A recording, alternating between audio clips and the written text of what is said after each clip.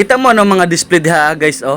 Di ba gana kayo lang tao no? Pero wala mo kabalo okay ra na tanan guys. Pero grabe kayo ka plaster kayo mga branded kayo mga naha.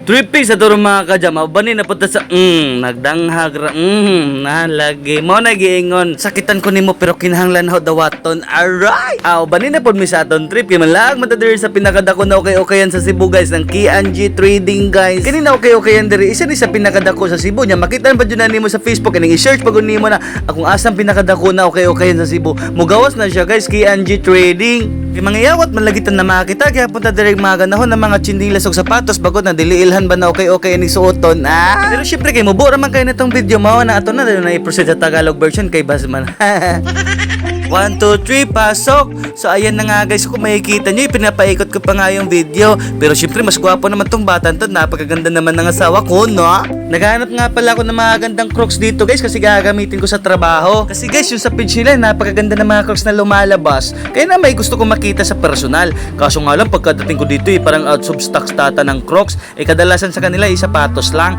Kaya na may lumabas kami kagat at lilipat nga kami kasi sa tapat nito, parang mall na rin. Ay, di, mall talaga, park mall. Ayun.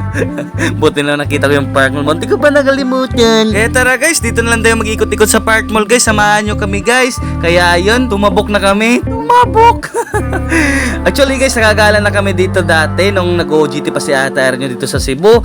Pero dalawa pa lang kami. Ngayon, 3 na talaga kami. Siguro sa next gala namin dito ay 4 na. Sana all. Medyo maaga nga nung pumunta kami dito guys. Kaya wala pa siya masyadong tao. Kaya na may nakapag time din kami para mag-picture-picture. Kasi wala masyadong nagpapa-picture.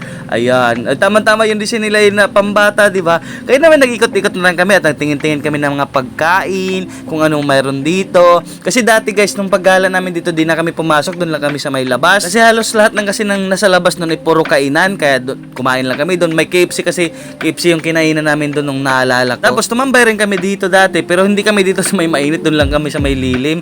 Tamang-tambay. Maganda kasi dito magano lang, aircon. Tapos umakyat na rin kami sa taas guys, kasi balak namin bilhan si Zay ng laruan. Ayan, kaya ito yung nabili namin. Kaso lang pagkadating dito sa bahay, nasira lang din kaagad.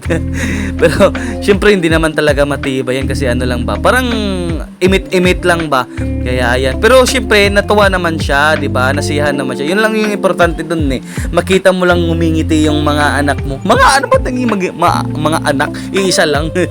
Tapos bumili na rin ako ng Crocs guys. Ayan. Yan lang pala yung pinili ko, yung may parang putik-putik para in case na magkaputik hindi na mahalata. Sabihin mo na lang design lang po yan Razons. Tingnan nyo naman si Zion guys, ang bilis makakita ng kalaro. O, diba? Pare kagad sila. Kumpare kagad, o. Diba? Ganun lang kasimple makahanap ng barkada guys. Tapos pinalaro na rin muna namin dito si Zion ng mga 1 oras para naman matry niya rin. Tama-tama walang gano'ng naglalaro din. Nung nakita ko tong video to, parang naalala ko yung bata guys na yung sa ice cream ba. Yung ano, gusto mo? Ala, anak pa kita. Naalala ko, parang dito yun parang playground yun ng mga bata ba naglalaro, diba? Siguro katuwaan lang yung ginagawa niya o siguro wala lang sa isip, siguro yung video nakita ng magulang, ayun, tapos dapat kasi yung ginawa niya, ay gusto mo rin baby, o ito, bili na lang kita or hanapin yung parents niya, no? Ganon siguro, sino ba maanak nito ha? Bilhan mo nga ito ng ice cream, nangingi dapat ganon. Tapos ang dami niya pa mga comment doon na pambili nga ng ice cream, wala, pang paano pa kaya? Ay naku, Paul ka talaga doon par, yung sinasabi ko sa iyo. Ayan guys, napakaganda dito, diba? Pambata, may eroplano pa sila. Ay syempre dahil nga walang kalaro itong anak namin, kaya naman syempre as a parents, diba? Kailangan din natin makipaglaro sa kanila. Syempre habang wala pa siyang kapatid, itayo mo na yung magsisilbing magulang at kapatid niya at kalaro at best friend.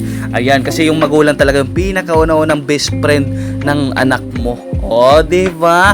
Napakasulit nung ano na yun, bars. Nung natapos na nga ang time ni Zion 1 hour na, kaya naman inaya na namin na umuwi. Parang ayaw niya pa sanang tumigil sabi ko kailangan na natin umuwi Zion kasi bibiyahe pa tayo, uwi pa tayo ng Surigao City. Ayun guys, ang dami nakatambay no, cellphone lang, internet, ganun. Kasi malamig kasi yung simoy ng hangin, malamig yung aircon. So, ayan, kaya na may palabas na kami guys. Ayan, kasi syempre uuwi pa tayo. At yun lang, bye bye at thank you for watching and I love you guys.